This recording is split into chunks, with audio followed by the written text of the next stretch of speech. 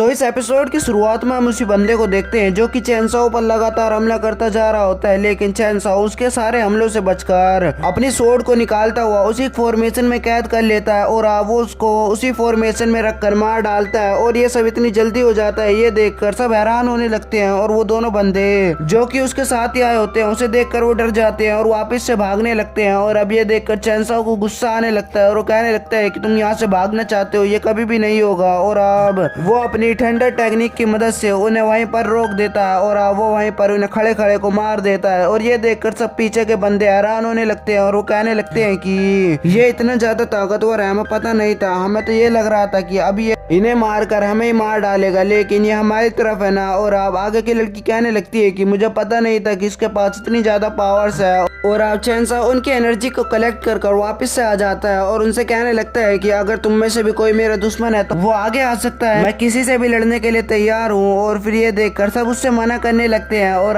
वहाँ पर वो लड़की आगे आती है और वो कहने लगती है कि आपने हम सबकी जान बचाई, क्योंकि तुम्हें मारने के बाद वो हम पर भी हमला करते, इसलिए आपका शुक्रिया। और फिर ये देखकर वो वहाँ से जाने लगता है और वो लड़की उसे फिर से रोकती है और फिर वो लड़की कहने लगती है कि मेरा नाम स्वांग है और मैं तुमसे एक प्रॉमिस चाहती हूँ। और फिर ये देखकर चैनसॉ सोचने लगता है और वो कहने लगती है कि मुझे किसी ने बताया था कि यहाँ पर बहुत सारे डेंजर है और मैं यहाँ पर आने के बाद डर चुकी हूँ, इसलिए मैं चाहती हूँ कि तुम मेरी प्रोटेक्शन करो। और फिर ये देखकर वो सोचने लगता है, तभी वो कहने लगती है कि मैं तुम्हारे लिए कुछ भी कर सकती हूँ। और फिर ये देखकर पीछे वाला बंदा जो कि उसका दोस्त ही होता है वो कहने लगता है कि लेकिन तुम तो मेरे साथ आई थी और मैंने ही तुम्हारी प्रोटेक्शन करने का जिम्मा उठाया था। और फिर ये देखकर वो उसके पीछे आती है और वो कहने लगती है कि तुम मेरे प्रोटेक्शन करने के लायक नहीं हो, क्योंकि तुम में इतनी पावर्स ही नहीं है। और फिर ये देखकर चैनसॉ हैरान होता है और वो लड़की उसके पास आकर कहने लगती है कि अब हमें यहाँ से चलना चाहिए। और फिर ये देखकर चैनसॉ गुस्सा होने लगता है और वो कहने लगता है कि तुम यहाँ से दफा हो जाओ। और फिर ये कहकर वो वहाँ से जाने लगता है और आप सब उस पर हंसने लगते हैं। और अब ये देखकर वो गुस्सा करने लगती है और अपने दोस्त से कहने लगती है कि तुम्हें उसे मारना ही होगा, लेकिन अब उसे उसकी असलियत का पता चल जाता है तो वो कुछ भी नहीं कर पाता है। और अब ये देखकर वो उस पर ही हमला करने लगती है, लेकिन चैनसॉ उसके हमले से बचकर अपनी तलवार को उसके गले पर ला देता है। और अब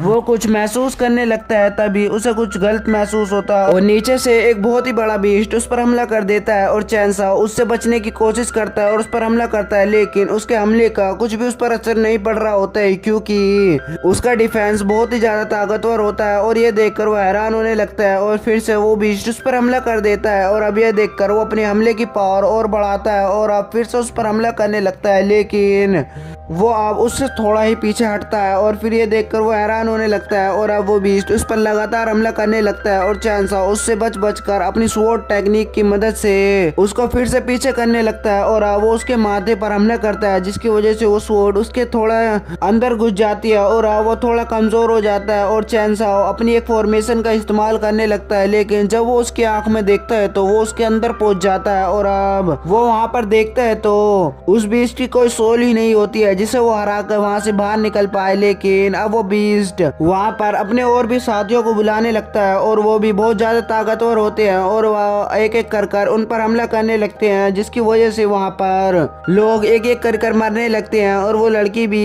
एक तरफ घायल होकर गिर जाती है। और ये देखकर वो बंदा उनसे एक एक कर लड़ने लगता है, लेकिन वहाँ पर दो दो उन पर हमला करने लगते हैं। और अब वहाँ पर एक बंदा होता है जिसको उन सब के बारे में पता होता है और वो कहने लगता है कि अब हम सब मरने जा रहे हैं, क्योंकि ये ब्लड डीमन बीस्ट है। और अब ये देखकर चैनसॉ थोड़ी देर के लिए रुक जाता है और वहाँ पर वो देखता है कि एक बीस्ट सीधा उसकी तरफ ही बढ़ रहा होता है और ये देखकर वो उस पर हमला करने लगता है। और अब वो एक बीस्ट को आसानी से मार देता है, क्योंकि वो सबसे ज्यादा कमजोर होता है। और अब ये देखकर वो बंदा जो कि उनके बारे में जानता है वो कहने लगता है कि तुम्हें इसे मारना नहीं चाहिए था। और उसके मरने के बाद उसके अंदर से एक एनर्जी बाहर निकलती है और वो एक बंदे में जाकर गिरती है, जिसकी वजह से वो वहीं पर बेहोश हो जाता है। और अब ये देखकर वो बंदा कहने लगता है कि तुम सब इससे पीछे हट जाओ, इसमें अब हमें खतरा हो सकता है। और अब वो बंदा एक ज़ॉम्बी की तरह रिएक्ट करने लगता है और अब ये देखकर वो सब डरने लगते हैं और पीछे हटने लगते हैं, लेकिन वो बंदा उन पर हमला कर देता है और यहीं पर यह एपिसोड खत्म हो जाता है। 天下女子如此之多，以展元兄的天赋，何愁找不到一个真正爱你之人？